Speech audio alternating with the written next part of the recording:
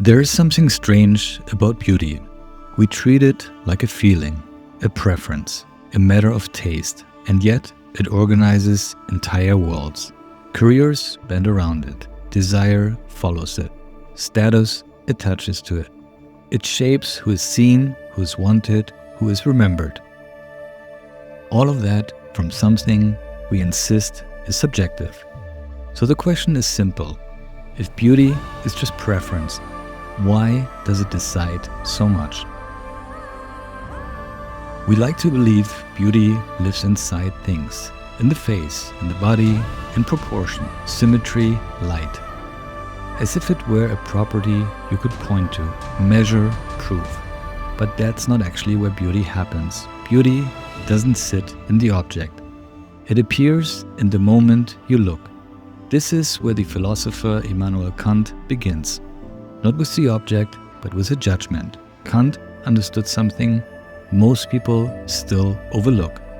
When you call something beautiful, you're not describing the object. You're describing your experience of it. But that's not the strange part. The strange part is what comes next. Because when you say this is beautiful, you don't speak like it's just your opinion. You speak as if others should agree. You don't just see beauty. You expect it to be seen. It's an expectation, a quiet pressure, a sense that this perception is not meant to stay private. What makes this even stranger is that this expectation doesn't come from logic. You can't prove beauty. You can't argue it into existence. And yet, you still feel entitled to agreement. Not because you decided to, but because the judgment itself carries that demand. Beauty doesn't ask for permission. It assumes recognition. Think about the difference. If you say, I like this coffee, no one argues. It's yours. But if you say, this is beautiful, something changes. Now, disagreement feels off. As if someone missed something. As if they failed to see what is clearly there. Even thought by your own logic, it shouldn't be clearly there at all. This is the paradox Kant identified. Beauty is subjective, but it behaves as if it were universal. He called it subjective universality. It comes from you, your inner experience, but it speaks in the language of everyone. You feel it, and then you project it outward. Not as a preference, but as something that deserves recognition. And that expectation changes everything, because now beauty is no longer just internal. It becomes social, relational, a signal, a way of aligning perception across people. This is why beauty has power. Not because it is objective, but because it creates the illusion of agreement. This agreement isn't new. It's just moving.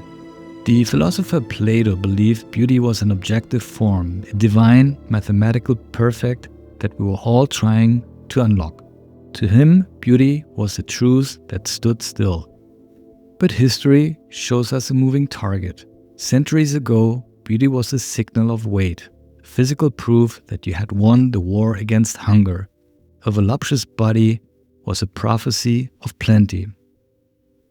Today, beauty is a signal of absence, the proof that you can afford to resist a world of excess. The body hasn't changed, the scarcity has. Which means beauty was never stable. It was always responding to conditions, to environment, to survival, to power. What we call taste is often just adaptation that has been aestheticized over time. But this isn't just history, it's biology. We have always used beauty to negotiate our place in the hierarchy. As the philosopher Friedrich Nietzsche suggested, we are driven by a will to power, and beauty is its aesthetic mask. In evolutionary terms, beauty functions as biological weaponry, a high-stakes broadcast of health, genetic surplus, and survival. It was our first currency, a way of advancing the self before we even had words. We don't just seek beauty, we use it to claim space. What we call taste is often the biological instinct to align ourselves with power. And once enough people agree, beauty begins to stabilize. It stops feeling like judgment. It starts feeling like fact. But that world no longer exists in the same way. We are not just perceiving beauty anymore. We are receiving it. Repeat it until it feels real. You don't have to look for beauty. It finds you. Pre-selected, pre-formatted, pre-aligned with what has already been recognized. And the more something appears, the more it feels valid. The more it feels real, the more it feels obvious. This is where the philosopher Jean Baudrillard enters. He understood how meaning gets produced and repeated until it replaces reality itself. In his world, signs become more powerful than what they represent. Images begin to circulate on their own, referencing each other, reinforcing each other, until the distinction between real and constructed no longer matters. Apply that to beauty and something shifts. It becomes a simulation, a loop. We have entered the post-human aesthetic. We aren't looking for beauty anymore. We are looking for the standard, a confirmed credential. We are witnessing the birth of the gamified self, a generation that no longer views the body as a temple, but as a project, an asset to be optimized, a character to be maxed out. This is a final stage of the simulation, when you stop trying to look like yourself and start trying to look like the most efficient version of the code. You aren't seeking beauty anymore. You're seeking total signal density. You're trying to leave no room for the world to ignore you. You stop asking, what do I find beautiful? And start asking, what reads as beautiful? That difference is everything, because now beauty is no longer an experience, it becomes a code. A language of signals that can be learned, replicated, and optimized. We don't discover beauty anymore, we inherited it. And once something is repeated enough, it no longer feels like influence, it feels like reality. Not because it is true, but because nothing else is being seen. And once beauty becomes a system, it begins to reshape the self. Recognition is tied to it. Validation accumulates around it. So the psyche adapts. You stop orienting around what feels true and begin orienting around what is legible. You don't ask, what am I? You ask, how do I appear? This is not vanity, it's adaptation. A system that reflects certain signals will train perception toward them. And the more aligned you become, the more stable you feel. But that stability comes at a cost. Because the more standardized beauty becomes, the less space is there for perception itself. You're no longer seeing, you're recognizing, matching, confirming. And when that happens, something deeper starts to fade. Singularity. Systems don't reward what they cannot categorize. They reward what they can repeat. Repetition creates stability, but it also creates sameness. Because once beauty becomes predictable, it loses its tension. The unexpected, the unprocessed, the moment where perception has to pause and actually look. That moment becomes rare, and rarity creates value. The future of beauty will not be defined by perfection. It will be defined by resistance to standardization.